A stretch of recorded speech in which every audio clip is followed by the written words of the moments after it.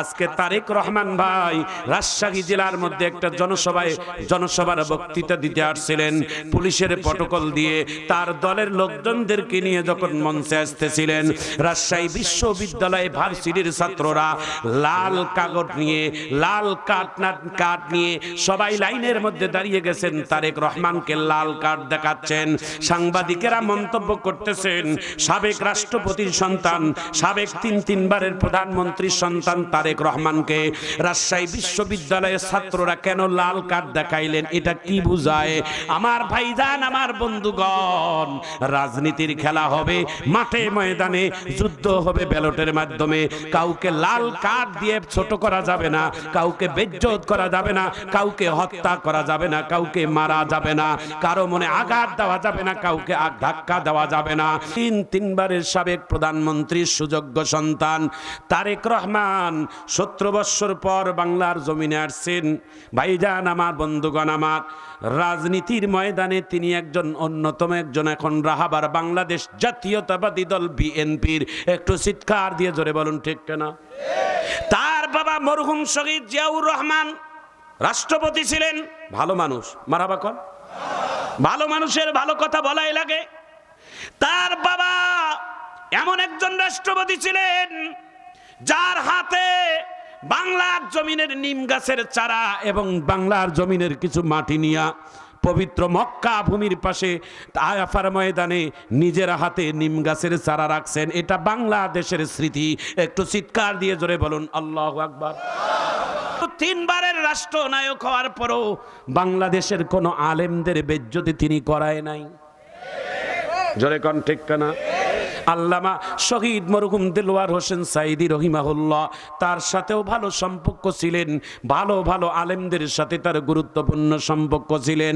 ভাইজান, আমার বন্ধুগণ, আমার ইদানিং কিছু আলেম ওলামাদেরকে নিয়ে কটূক্তি হচ্ছে, কথাবার্তা হচ্ছে। সাবধান করে দেই, দল যার যেইভাবে দল থাক না কেন, আলেম ওলামাদেরকে বেজ্জত করবেন না, গালি দিবেন না। আজকে তারেক রহমান ভাই রাজশাহী জেলার মধ্যে একটা জনসভার বক্তৃতা দিতে আসছিলেন। পুলিশের প্রটোকল দিয়ে তার দলের লোকজনদেরকে নিয়ে যখন মঞ্চে আসতেছিলেন, রাজশাহী বিশ্ববিদ্যালয়ে ভার্সিটির ছাত্ররা লাল কাগজ নিয়ে, লাল কার্ড নিয়ে সবাই লাইনের মধ্যে দাঁড়িয়ে গেছেন, তারেক রহমানকে লাল কার্ড দেখাচ্ছেন।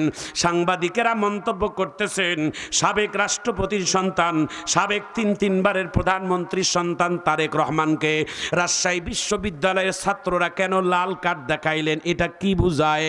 আমার ভাইজান, আমার বন্ধুগণ, রাজনীতির খেলা হবে মাঠে ময়দানে, যুদ্ধ হবে ব্যালটের মাধ্যমে। কাউকে লাল কার্ড দিয়ে ছোট করা যাবে না, কাউকে বেজ্জত করা যাবে না, কাউকে হত্যা করা যাবে না, কাউকে মারা যাবে না, কারো মনে আঘাত দেওয়া যাবে না, কাউকে ধাক্কা দেওয়া যাবে না। ভাইজান, আমার বন্ধুগণ, আমার আগামী 12ই ফেব্রুয়ারি বাংলাদেশের জাতীয় নির্বাচন যেন গোটা বিশ্ব দেখে, বাংলাদেশের মানুষকে যেন স্যালুট করে। এই রকম রাজনীতি আমরা বাংলার জমিনে দেখতে চাই। কারা কারা একমত হাত তুলে একটু আল্লাহু আকবার বলে দেখান। হাত তুলে আল্লাহু আকবার বলেন, জোরে হাত তুলে আল্লাহু আকবার বলেন। ভাইজান, আমার বন্ধুগণ, আমার বাংলাদেশের অনেক পরিবর্তন এসেছে, অনেক কিছু পরিবর্তন এসেছে। কমপক্ষে বাংলাদেশে এবারে 2026-এ জামাত আসুক আর বিএনপি আসুক, বিএনপি আসলে তারেক রহমান প্রধানমন্ত্রী হবে, জামাত আসলে ডক্টর শফিকুর রহমান প্রধানমন্ত্রী হবে। কমপক্ষে বাংলাদেশের জমিনে কোনো মহিলা মানুষ প্রধানমন্ত্রী হবে না। ঠিক কিনা বলেন? একটু মারহাবা কন, আরো জোরে কন। আল্লাহ এই গজব থেকে আমাদের দেশকে হেফাজত করুন। একটু জোরে কন আমিন। ভাইজান, আমার বন্ধুগণ, আমার শেষ কথাটা বলে দেয়, মারামারি করবেন না, গালিগালাজ করবেন না, মানুষকে ঠেলাঠেলি করবেন না, বিশ্বের মানুষের কাছে আপনার দেশকে ছোট করাবেন না। ঠিক কিনা বলেন? দেশকে মহব্বত করে দেশের সাথে মানুষের কাছে বিনয় হন, মানুষের কাছে যান, মানুষের জন্য কিছু কাজ করেন, দেশের জন্য কিছু কাজ করেন, এমন রাজনীতি করেন। একটু জোরে বলুন ঠিক কিনা? মাড্ডাং দিয়ে ভয়ভীতি দেখাইয়া কোনোদিন সমাধান হবে না, জনপ্রিয়তা বাড়বে না। একটু জোরে বলুন ঠিক কিনা? আর এখন এমন জামানা এসেছে, কারো চোখ রাঙ্গানিতে কেউ কোনোদিন ভয়ও পায় না। কথা কন ঠিক কিনা? এখন ভ্যান চালকেরাও শিয়ে না, কথা কোন ঠিক কেনা? রিক্সা চালকও শিয়ানা। ভাইজান আমার, বন্ধুগণ আমার, সময় আর মাত্র 2 হতে 3 মিনিট। আমার দিকে তাকান, আমি সমাপ্ত করতেছি। রমজান মাসের 3 নাম্বার আমল বলে দিলাম। 4 নাম্বার আমল হচ্ছে মেহমানদারি করা। মেহমানকে একটা দিনের জন্য যেন বঞ্চিত না হয়।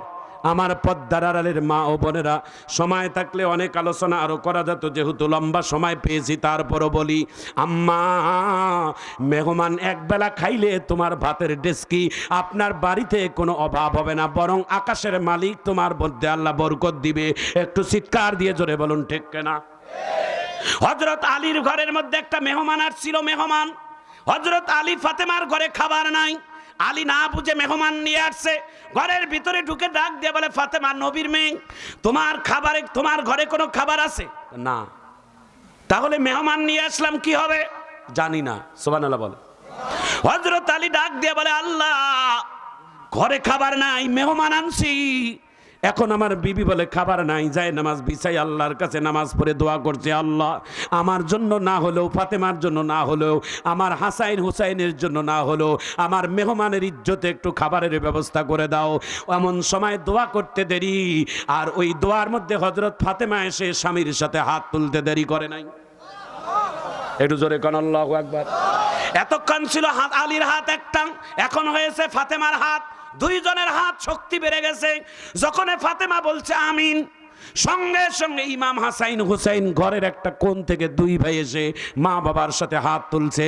বলেন তো সবাই, এখন 4 জনের হাত যখন আল্লাহর কাছে দোয়া করছে, গোটা পৃথিবীর একদিকে দোয়া, আলী ফাতেমার দোয়া আর ইমাম হাসাইন হুসাইনের দোয়া, এটা দামি দোয়া।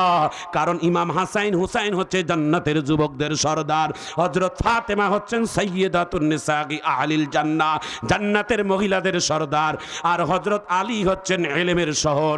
এমন 4 জন সাহাবী যখন হাত তুলছে, আল্লাহ আর দেরি করে নাই, জান্নাত থেকে একটা খাবারের প্যাকেট করে জিবরাইলের মারফতে, ফেরেশতার মারফতে, মানুষ রূপে জিবরাইল আল্লাহর ওই পয়গম্বরের জামাই হযরত আলীর বাড়ির দরজার মধ্যে খাবার পৌঁছাই দিয়েছে। একটু জোরে বলেন, আরো জোরে বলেন। খাবারের টোপলা যখন পাইছে, হযরত আলী খাবারের টোপলা নিয়ে মেহমানের জন্য যায়। তো ইমাম হাসাইন হুসাইন আব্বার সামনে যায়, বলে, আব্বা, খাবারের টোপলা আপনি খালি মেহমানকে দিবেন তা হবে না, আমরা 2 ভাই না খাওয়া, আমাদের জন্যও কিছু দেন। সুবহানাল্লাহ। হযরত আলী কয়, বাজান, মেহমান খাইয়া যদি বাঁচে তারপরে আমরা খাবো। ছোট মানুষ বোঝে নাই, বাবার সামনে হাত এইভাবে ধরছে।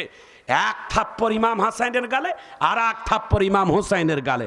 শক্তর থাপ্পড় যখন গালে বসাই দিছে, আলীর হাত আর এই নরম গালে যখন পড়ছে, আর থাপ্পড় দিছে ইমাম হাসানের গালে, থাপ্পড় দিছে ইমাম হুসাইনের গালে, আর থাপ্পড়ের আঘাত লাগছে যায় বিশ্বনবীর কলিজায়। এটা জোরে কোন আল্লাহু আকবার। যার সাথে যার ভালোবাসা, তার সাথে তার হাসর। কথা বলেন ঠিক কিনা? বিশ্বনবী ফাতেমার বাড়িতে দৌড় এসে দেখে ইমাম হাসাইন হুসাইন কান্দে, আর ফাতেমা এক ঘরে, আলী মন খারাপ করে বসে আছে। নবী ডাক দিয়ে বলে, কি খবর? আমার ইমাম হাসাইন হুসাইনের মন কেন খারাপ? কয়, আপনার জামাই আমারে মারছে, বিচার দিছে নবীর কাছে। সুবহানাল্লাহ। জামাইকে কাঠগড়ায় দাঁড়ায় কয়, কেন মারলি আমার কলিজাটাকে? কয়, মেহমান জন্য খাবার আসছে, এরা 2 ভাই খুব পেতলামি করছে, দিছি মায়ের। কয়, কোন মেহমান? কয়, বাড়ির দুয়ারে আসছিল খাবার জন্য। কয়, কি হলো? কয়, খাবার দিবার যাইয়া দেখি মেহমান পালাই গেছে তোমার নাতি নুতির কথা শোনার পর। ডাক দিয়া বলে, ওরা মেহমান না, ওরা আল্লাহর ফেরেশতা। কয়, খাবার খাইছে? কয়, না। কয়, আল্লাহর ফেরেশতারা কোনোদিন খায় না, তোমার ঈমান পরীক্ষা করার জন্য আসছে। তোমার বাড়িতে খাবার ছিল না, আল্লাহ মেহমান পাঠাইছে, তোমার ঈমান পরীক্ষা করেছে, তুমি ঈমানে পাস হইছো। এখন এই খাবারটা তোমরা 4 জনে ভাগ করে খাও। এই খাবারের প্যাকেটে যে খাবারগুলো আছে, দুনিয়ার কোনো হোটেলের না, দুনিয়ার কোনো বাগানের না, এই খাবারের ভিতরে যেগুলো আছে সব জান্নাতে। একটু জোরে কর। মেহমানকে মেহমানদারি করাবেন? জোরে বলেন ইনশাআল্লাহ। আরো জোরে বলেন ইনশাআল্লাহ। আরো জোরে বলেন ইনশাআল্লাহ। আল্লাহ যদি হায়াত রাখে, আল্লাহ যদি বাঁচে রাখে, আবারও দেখা হবে কোনো না কোনো মাঠে ময়দানে। আমিন বলেন, জোরে বলেন আমিন। এই যুব সমাজ আমার কলিজা, এই ওলামায়ে কেরাম আমার মাথার তাজ, এই মুরব্বী বাবা আমার পিতৃতুল্য, এই পদ্মার আড়ালের মা, তোমাদের পায়ের নিচেই তো আমাদের মতো সন্তানদের বেহেশত, ঠিক কিনা বলেন? এই ভাই, এখানে আল্লাহ ওয়ালিরা এখানে আছে, এখানে একজন আল্লাহর ওলি এখন আসবে, দোয়া করবে। আপনারা কেউ বেয়াদবি করবেন না হক্কানি আলেম আমাদের সাথে। দুনিয়ার স্বার্থের কারণে কোনো আলেমদেরকে বেজ্জতি করাইয়েন না দাদা। আলেমেরা হচ্ছে নায়েবে রসুল। একজন আলেমকে কেউ যদি বুকে নেয় সেজন্য বিশ্ব নবীকে বুকে নেয়। একজন আলেমকে কেউ বেজ্জতি করে সেজন্য বিশ্ব নবীকে বেজ্জতি করে। একটু জোরে বলুন ঠিক কিনা?